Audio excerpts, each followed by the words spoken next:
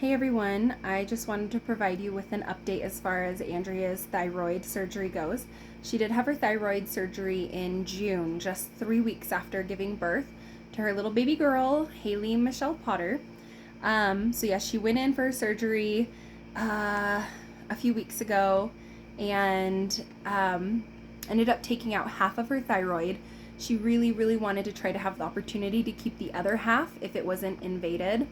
Now, again, if you remember, all we knew is that every time they did biopsies was that the cells were abnormal, and we didn't know quite what that meant. And they just told us that the percentage of chance for cancer kept increasing. It started low, and by the end, it was something around 90% chance of having cancer, but they couldn't confirm until they went in to do her surgery. So she just got her biopsy results end of June.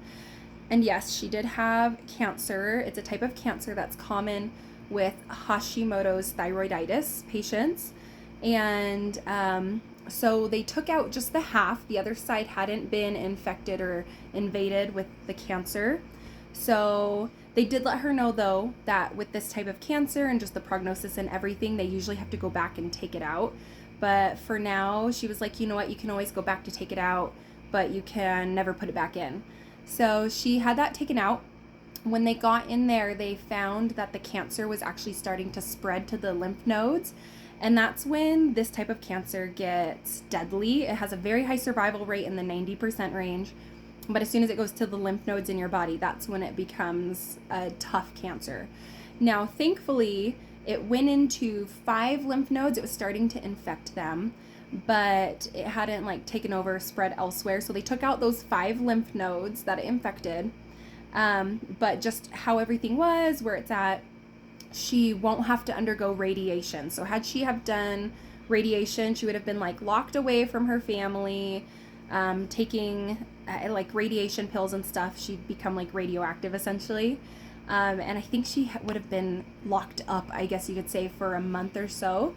So she doesn't have to go through that treatment, which is really good, but she'll be monitored closely for the rest of her life to make sure it doesn't come back, and just to make sure it doesn't, show up and spread to other parts of her body. So thank you to everyone that was able to help support her as far as her her cancer journey with her thyroid goes.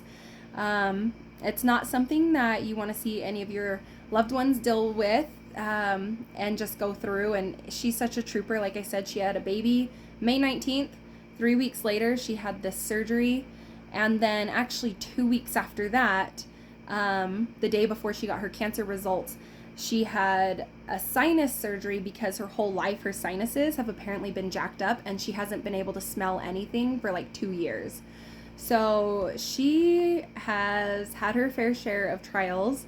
So hopefully she can just relax, recover, and just have a good journey from here. So again, just wanted to update you guys. Thank you so much for supporting her. I know she appreciates it. I'll try to include a couple pictures of her pre-op. I don't know if she wants me to share the post-op ones, but she's doing good.